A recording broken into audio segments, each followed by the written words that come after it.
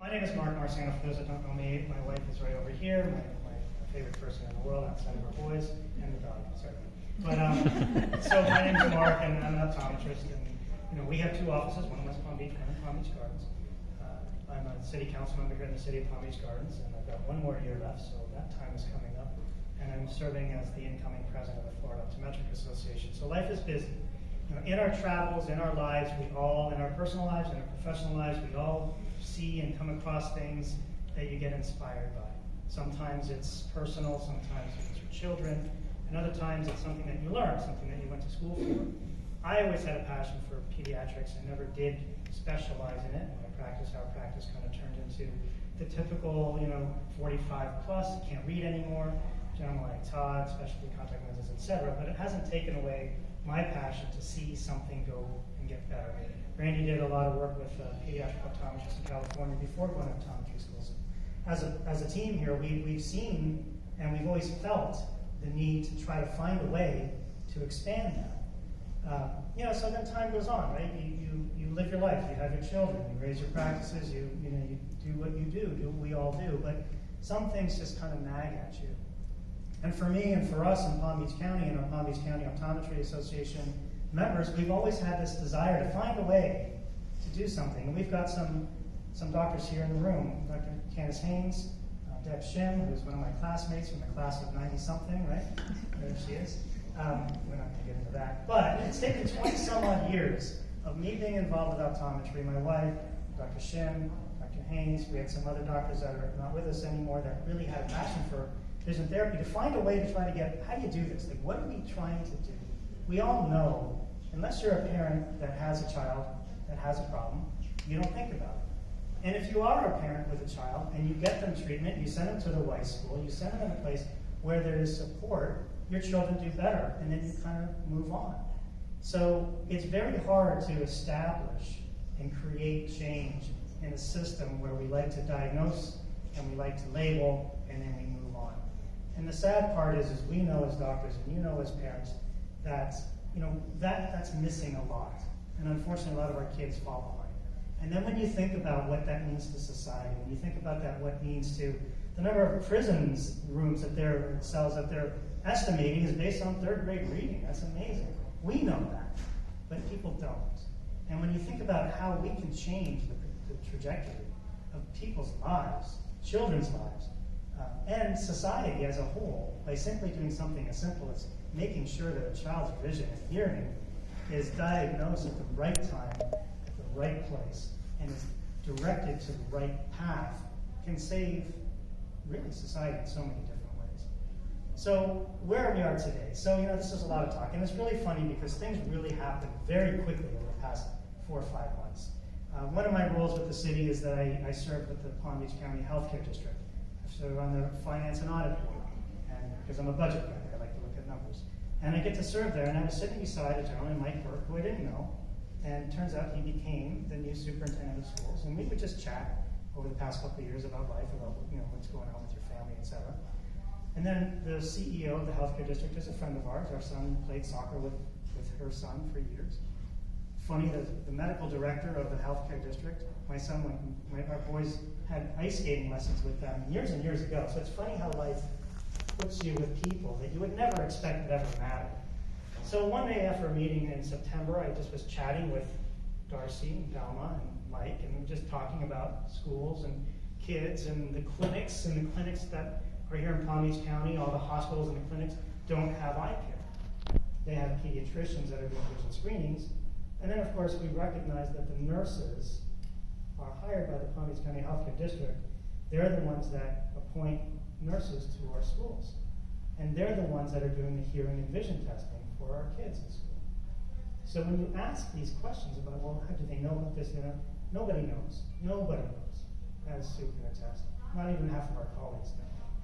So the conversation kind of got interesting, and they all kind of stopped and listened to me talk about finding ways. I don't know how to do it. I'll be quite honest with you, I don't know how to do it. But then I went to a Palm Beach County meeting, and for the first time I met Dr. Murray, and I'm like, wait, you're the person whose card's in my office. How did your cards get in my office? I don't know, but there she is. So now I finally meet Dr. Christina Murray, where the cards are sitting in my office, and I don't know who she is. And she says, I'll help. I said, great.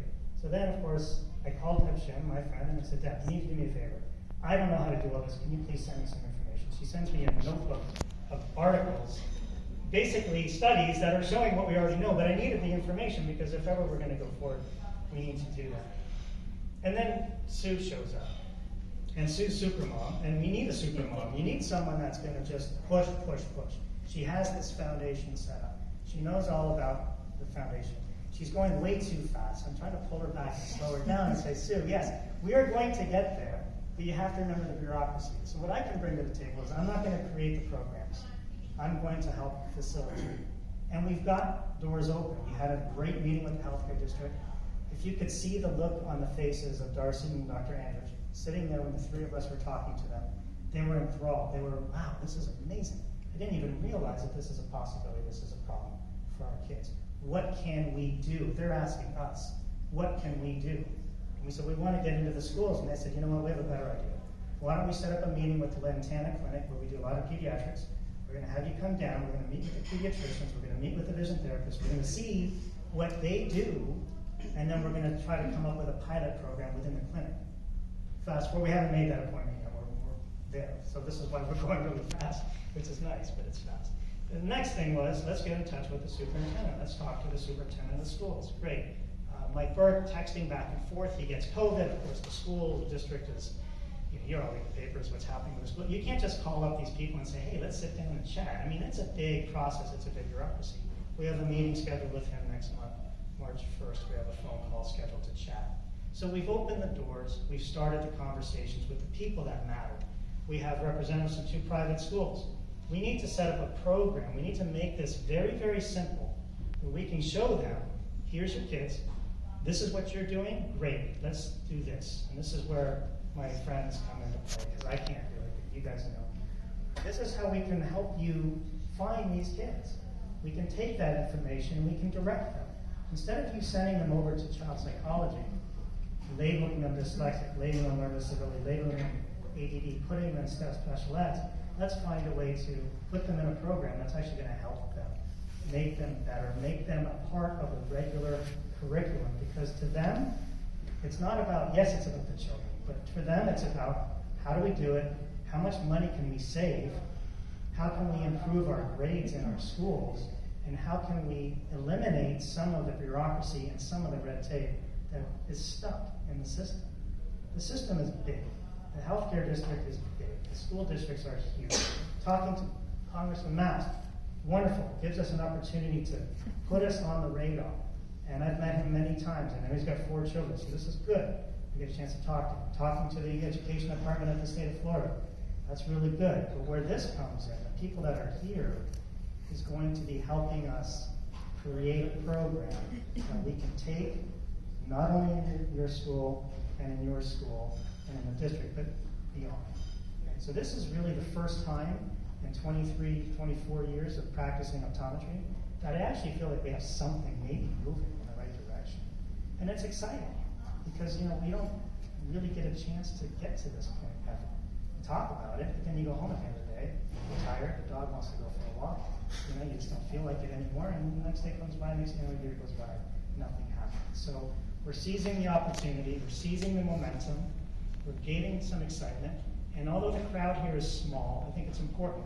A small crowd in this kind of situation is important because we're the ones that are going to do it, right? We can't rely on somebody else to do it. One thing I've learned over the years, if you tell someone to do it, they're not going to do it, so you better just do it yourself most of the time. So that's kind of where we're at, and I'm really excited. I'm really enthused for the first time in many, many years when it comes to trying to actually make a difference. So we have people that may want to say a few words. We know the story. We understand it.